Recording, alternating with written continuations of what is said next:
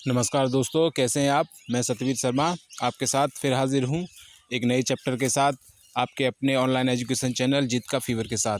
दोस्तों, आज हम बात करेंगे अधिगम क्षमता की। जो हमारी अधिगम का जो चैप्टर है उसमें क्लास 3 में आज हम आपको बताएंगे कैसे बालक में अधिगम क्षमता के विकार उत्पन्न होते हैं, उनका क्या क्या नाम होता है और एग्ज़ाम में कैसे क्वेश्चन पूछे जाते हैं और अब तक किस किस अधिगम अक्षमता से क्वेश्चन आया है और किस अधिगम अक्षमता का ज़्यादा चांस रहता है एग्ज़ाम में क्वेश्चन आने का। तो सबसे पहले हम बात करते हैं मित्रों, वीडियो अंत तक देखना। मित्रों, वीडियो अंत तक देखना और अगर वीडियो अच्छी लगे तो सब्सक्राइब करना न भूलना। आइए मित्रों, बात करते हैं सबसे पहले अधिगम अक्षमता अफेजा या डिसअफेजा। मित्रों, अफेजा या डिसअफेजा का मतलब क्या होता है? ये मौखिक रूप से सीखने में अक्षमता होती है, यानी बच्चा मौखिक रूप से सीखने में अक्षम होता है, अपने विचारों को व्यक्त करने में मौखिक रूप से वो कठिनाई अनुभव करता है। ये होता है अफेजा डिसअफेजा। नेक्स्ट है मित्रों अलेक्सिया। अलेक्सिया में क्या होता है मित्रों? अलेक्सिया भी एक पढ़ने का ही विकार है, लेकिन ये क्या होता है? ये मस्तिष्क में किसी प्रकार की क्षति के कारण होता है। यानी अलेक्सिया होता है जो मस्तिष्क में किसी प्रकार की जो क्षति हो जाती है, उसके कारण बच्चा पढ़ने में कठिनाई महसूस करता है। और नेक्स्ट है मित्रों डिसलेक्सिया। डिसलेक्सिया भी पढ़ने का ही विकार है।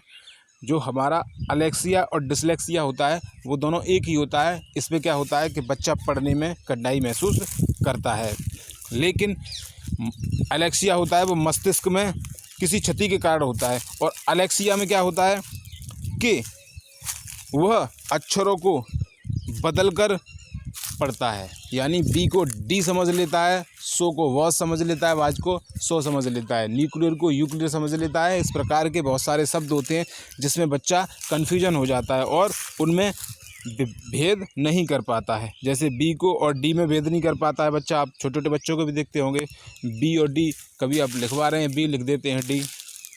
ऐसे ही वाज को सौ पढ़ता है, न्यूक्लियर को यूक्लियर पढ़ता है, इनमें भेद नहीं कर पाता है। और एग्जाम में सबसे ज़्यादा 90% डिसलेक्सिया से ही क्वेश्चन आता है। ये आप नोट कर लो, 90% क्वेश्चन डिसलेक्सिया का ही आता है। और यही एग्जाम्पल आता है कि एक बालक वॉज को सौ पढ़ता है, न्यूक्लियर को यूक्लियर पढ़ता है, तो उसमें कौन सा अधिगम विकार है? तो कौन सा है मित्रों? डिसलेक्सिया।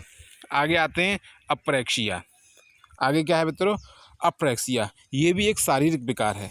क्या है मित्रों? ये भी एक शारीरिक विकार है जिसके कारण बच्चे में जो गतिक कौशल होते हैं, चलने फिरने के, लिखने के, उनमें कठिनाई हो जाती है। अप्रेक्सिया में क्या होता है? ये भी एक शारीरिक विकार है जिसमें गतिक कौशल होते हैं। जो उसके शरीर से गतिक कौशल का मतलब क्या होता है? वो अपने हाथ पैरों से जो काम करता है उसमें उसको कठिनाई महसूस होती है, उसमें अक्षमता आ जाती है। और ये क्यों होता है मित्रों? मस्तिष्क में जो सेरेब्रम पार्ट होता है, जो हमारे मस्तिष्क के 3 भाग होते हैं, जैसे सेरेब्रम होता है जो मेन भाग होता है, उसमें क्षति के कारण ये होता है। इसमें क्षति के कारण बच्चा लिखने, चलने और बोलने में निपुण नहीं हो पाता है। नेक्स्ट विकार है हमारा डिस्ग्राफिया। नेक्स्ट क्या है मित्रों? डिस्ग्राफिया। डिस्ग्राफिया का क्या मतलब होता है? ये भी लिखने संबंधी विकार होता है। ये क्या होता है? लिखने संबंधी विकार होता है। इसमें क्या होता है कि या तो बालक ठीक से लिख नहीं पाता है। डिस्ग्राफिया में क्या होता है कि इसमें एक बालक या तो ठीक से लिख नहीं पाता है या उसकी जो लिखावट होती है वो ठीक नहीं आ पाती है। यानी एक तो ये होता है कि उस पर लिखना ही नहीं आ रहा है, और एक ये होता है कि लिख तो रहा है लेकिन उसकी राइटिंग बहुत ख़राब होती है। वो क्या होता है मित्रों? डिस्ग्राफिया। नेक्स्ट आता है डिसकैलकुलिया। डिसकैलकुलिया होता है मित्रों गणितीय संबंधी अक्षमता होती है, गणितीय संबंधी विकार होता है। गणित से रिलेटेड कोई भी प्रश्न अगर एग्जाम में आता है और पूछता है कि उसमें कौन सा विकार है, तो कौन सा है मित्रों? डिसकैलकुलिया। डिसकैलकुलिया की जगह वर्बल कैलकुलिया, ग्राफिकल कैलकुलिया, लेटिसल कैलकुलिया, ये भी नाम आ सकते हैं, लेकिन जो मेन नाम होता है अभी तक आया डिसकैलकुलिया ही आया है। डिसकैलकुलिया का मतलब होता है मित्रों कैलकुलेटर, वही यानी गणितीय संबंधी जो अक्षमता होती है वो डिसकैलकुलिया होती है। एक होता है डिसमीथिया। डिसमीथिया ये भी एग्जाम में कई बार आया है। डिसमीथिया होता है मित्रों एक गंभीर तनाव के कारण स्थिति उत्पन्न हो जाती है, जिसके कारण व्यक्ति की जो सोचने की क्षमता होती है मन चिंतन करने की क्षमता होती है वो निम्न हो जाती है। यानी किसी भी समस्या को हल करने के लिए उसे दे दो तो उस समस्या को सॉल्व करने में जो मानसिक चिंतन करना पड़ता है वो उस व्यक्ति का बहुत स्लो हो जाता है, जिसके कारण वो समस्या को बहुत स्लो यानी बहुत धीरे सॉल्व कर पाता है और उसके बाकी मित्र बहुत जल्दी कर लेते हैं। जो डिसमीथिया होता है एक गंभीर तनाव, जैसे तनाव स्ट्रेस माइंड में किसी कारण बस तनाव आ जाता है। नेक्स्ट आता है मित्रों मोस्ट इम्पॉर्टेंट एक ये भी है डिस्मॉर्फिया।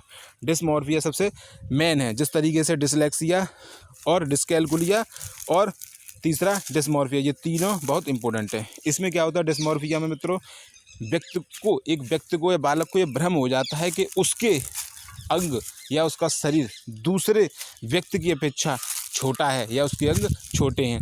वो अपने शरीर को दूसरों के शरीर से तुलना करने लगता है कि उसकी हाइट अच्छी है, उसकी बॉडी अच्छी है, मेरी हाइट ख़राब है, मेरा ये पार्ट ख़राब है, मेरा ये अंग ख़राब है। वो अपनी तुलना दूसरे लोगों से करने लगता है।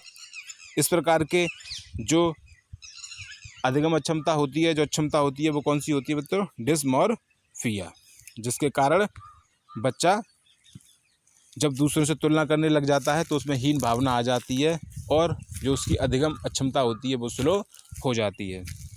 आई होप मित्रों आपको वीडियो अच्छी लगी होगी और सभी जानकारियाँ आपको अच्छे से समझ में आ गई होगी। अगर किसी में आपको कोई भी दिक्कत आई है तो आप कमेंट बॉक्स में कमेंट निकल कर अपना क्वेश्चन पूछ सकते हैं।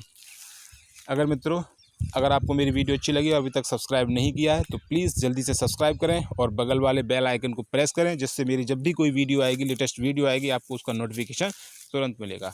तब तक के लिए चलता हूँ, बाय बाय, जय हिंद।